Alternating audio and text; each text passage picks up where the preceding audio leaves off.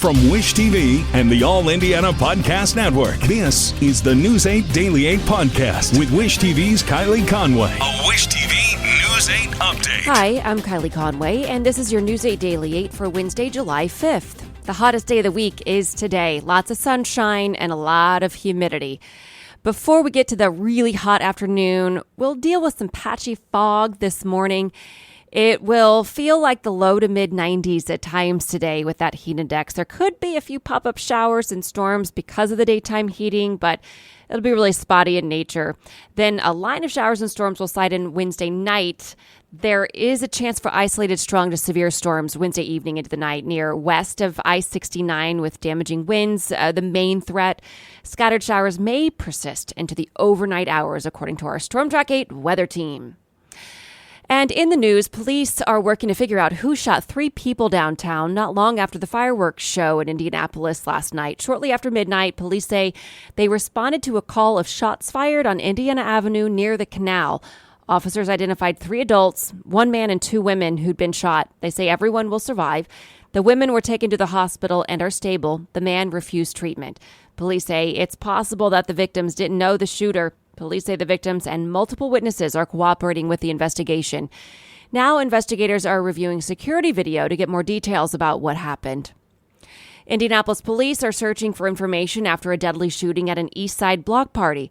Police say the Monday night shooting at 32nd and Forest Manor Avenue left a teenage girl dead and 3 other people wounded. Donald Edwards Jr. is the pastor of a nearby church. He says he heard it all happen. There was a lot of young people parked on the side of the street. Then next thing we know, we heard fireworks. Then you heard some sound like gunshot. Then you start seeing the kids start to scatter and run. And that's when we start seeing the officers come and the young lady's body on the ground. Our church door has a bullet hole. It didn't go all the way through, but it hit the door. You can see the dimple on the inside of it.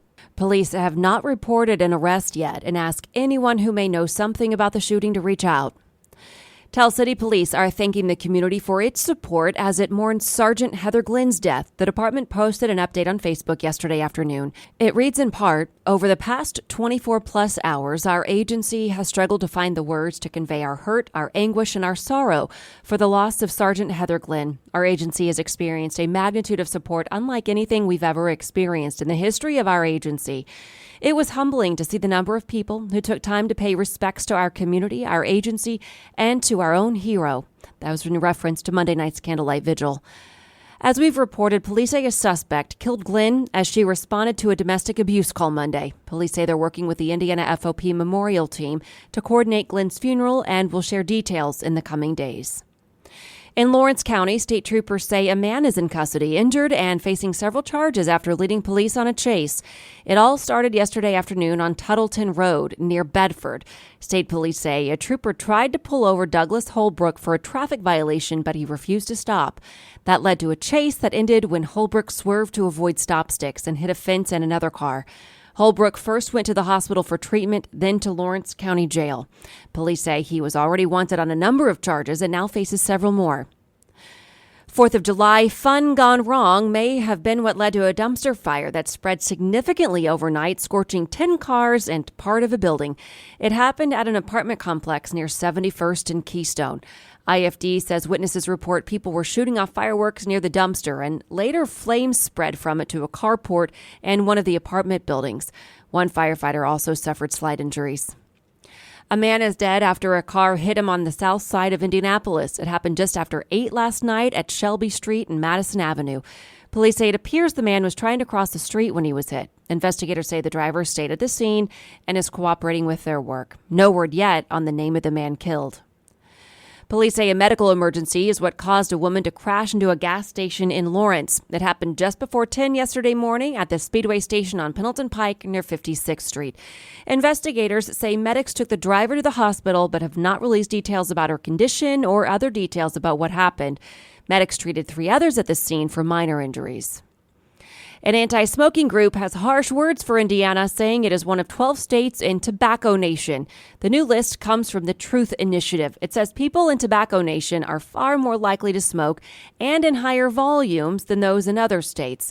The claims are in a report released last week from the group. Alabama, Arkansas, Kentucky, Louisiana, Michigan, Mississippi, Missouri, Ohio, Oklahoma, Tennessee, and West Virginia are also in Tobacco Nation.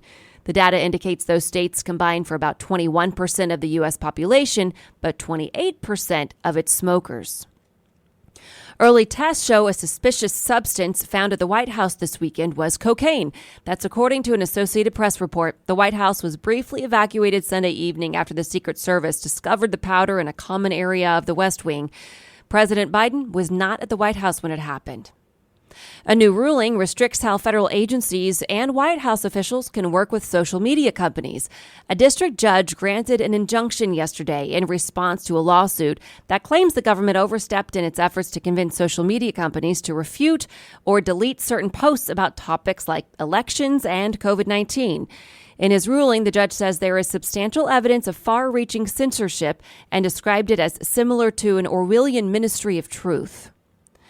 The Attorney General of Texas will not testify in his upcoming impeachment trial. That's according to the legal team for Ken Paxton. Paxton is suspended until the trial's over. State lawmakers impeached him on charges of bribery and abuse of office. Paxton is also under a separate FBI investigation into similar claims. The sentencing process starts today for the man who killed 23 people in an attack at a Walmart in Texas. Patrick Crusius earlier this year pleaded guilty to federal hate crime and weapons charges and is almost certain to get several life sentences. Prosecutors say Crusius drove more than 10 hours in 2019 specifically to attack immigrants at the store in El Paso. Relatives of the victims will have the opportunity to address Crusius in court. The sentencing phase could last several days. Also today, family members of Parkland school shooting victims will get private tours of the scene. Prosecutors, police, and victims' advocates will be with them on the tours. 17 people died at Marjorie Stoneman Douglas High School in the mass shooting in 2018. Authorities have preserved the scene since then. Prosecutors say that the school district will take custody of the building once the tours are over. Another mass shooting rocks 4th of July celebrations, this time in the nation's capital. Washington, D.C. police say a shooting just before 1 this morning injured 9 people. They say the victims included a 9-year-old and a 17-year-old. All have non-life-threatening injuries. Police say someone in an SUV fired shots at a group of people. Investigators have not identified any suspects. Authorities have released the name of one of 3 people killed in a mass shooting in Fort Worth, Texas. Paul Willis was 18. Family members say he was a good kid who was trying to enjoy his day off. The shooting happened late Monday night, about 2 hours after the end of an annual local festival. Officers say they found several victims in a parking lot, 3 of them dead, 8 more wounded. Police have not announced any arrests. Police in Pennsylvania say 5 people are now dead after a July 4th shooting. According to police, the 40-year-old suspect shot and killed a man in a house before fatally shooting 4 others on the streets in Philadelphia. Officers say a 2-year-old boy and a 13-year-old were also wounded. According to police, the shooter had no connection to the victims. The district attorney says the suspect will likely appear in court today on multiple charges, including murder. The National Oceanic and Atmospheric Administration says Monday was the hottest day in recorded history. According to the agency, the average global air temperature was 62.62 degrees. That beats the previous record of 62.46 degrees set in August of 2016. The agency's been tracking global temperatures for nearly 150 years. A new report shows a dramatic increase in pedestrian deaths across the country. A study out last month from the Governor's Highway Safety Association shows pedestrian deaths rose by 77% from 2010 to 2021. The data indicates at least 7,500 people died in pedestrian crashes in 2022. That's the most since 1981. According to the report, New Mexico and Arizona lead the nation in the rate of pedestrian deaths. Police in Texas say an explosion during fireworks preparation left a person dead and 4 others injured. It happened at about 10:30 yesterday morning at the Firehouse 9 farm venue in Gilmer. That's east of Dallas, near the borders of Arkansas and Louisiana. Police haven't released many details, only saying there is no indication of foul play. The state fire marshal's office and the ATF are investigating what happened. A fireworks explosion in Michigan claimed the life of 1 woman and injured 9 others. Police say it happened at a private fireworks show in Park Township. They say medics pronounced a 43-year-old woman dead at the scene. According to police, the 9 others who were injured range from minor to critical injuries. The cause of the explosion is under investigation. It also caused damage to several homes and vehicles. Israeli troops have withdrawn from a militant stronghold and ended a series of airstrikes in the West Bank. The move comes after an intense 2-day operation that left at least 13 Palestinians and 1 Israeli soldier dead and drove thousands from their homes. Israel says the operation aimed to destroy or confiscate weapons.